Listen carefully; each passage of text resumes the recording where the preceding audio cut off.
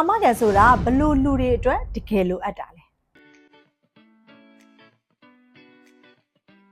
မင်္ဂလာပါရှင်ကျမတို့ AI မြန်မာရဲ့ Financial Service Consultant ဖြစ်တဲ့မက်ကေခိုင်ဝေဖြစ်ပါတယ်ရှင်ကျမတို့ဘဝတွေမှာမမျှော်လင့်တဲ့အခက်အခဲဆုံးအချိန်တွေရောက်လာတတ်ပါတယ်အဲ့ဒီခါမျိုးတွေမှာငွေဆိုတာထက်အကွယ်ဆိုတာမျိုးကပို့ပြီးတော့အရေးကြီးလာတာပါ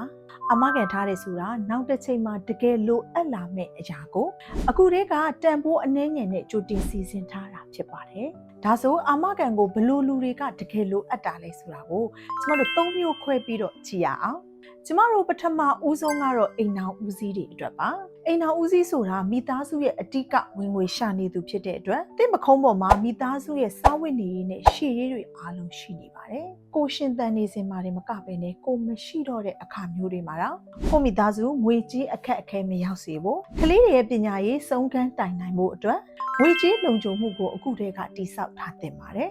ဒါဟာမိသားစုပေါ်ထားရှိတဲ့အကြီးမားဆုံးသောမေတ္တာနဲ့တာဝန်ယူမှုပဲဖြစ်ပါတယ်။ကျမတို့နံပါတ်1အနေနဲ့ကတော့ကျမတို့ချစ်ရတဲ့ရင်သွေးငယ်များအတွက်ဖြစ်ပါတယ်။မိသားစုမှာဘလို့အခြေအနေမျိုးပဲကြုံပါစေ။ကလေးရဲ့ကျောင်းစရိတ်နဲ့ပညာရေးလမ်းကြောင်းမရက်တန့်သွားစေဖို့အမကန်ကအကောင်းဆုံးအထောက်အပံ့ပဲဖြစ်ပါတယ်။ငွေကြေးအခက်အခဲဖြစ်လို့ကျောင်းသားလိုက်ရတဲ့အဖြစ်မျိုးမကြုံရအောင်အခုကလေးကကြိုတင်စုဆောင်းထားပေးထားတာဖြစ်ပါတယ်။နံပါတ်3အနေနဲ့ကတော့ကျမတို့တကူတဲ့သမားများအတွက်ဖြစ်ပါတယ်။မတော်တဆထိခိုက်မှုဒါမှမဟုတ်ဖျားနာမှုတွေရှိလာရင်ပို့စထားတဲ့ငွေလေးကိုမထိခိုက်စေဘဲနဲ့အာမခံကအကာအကွယ်ပေးမှာဖြစ်ပါတယ်။အသက်ကြီးလာလို့အလုံးမလုံးနိုင်တော့တဲ့အခါတွေမှာလည်းအေးဆေးဆေးအနားယူနိုင်မှုအတွက်အခုကလေးကအာမခံကိုအသက်သာဆုံးနှုံးသားနဲ့ကြိုတင်စီစဉ်ထားတယ်လို့မှတ်ယူထားပါရှင်။အမကန်ထားတယ်ဆိုတာကြုံမမြင်နိုင်တဲ့အရာကိုကြောက်လို့မဟုတ်ပါဘူးဘလို့အခြေအနေမျိုးမှမဆိုကိုချစ်တဲ့သူတွေနဲ့ကိုဘွားကိုအဆိုးဆုံးအတွက်ပြင်ဆင်ပြီးအကောင်းဆုံးကိုမျှော်လင့်နိုင်ဖို့ဖြစ်ပါတယ်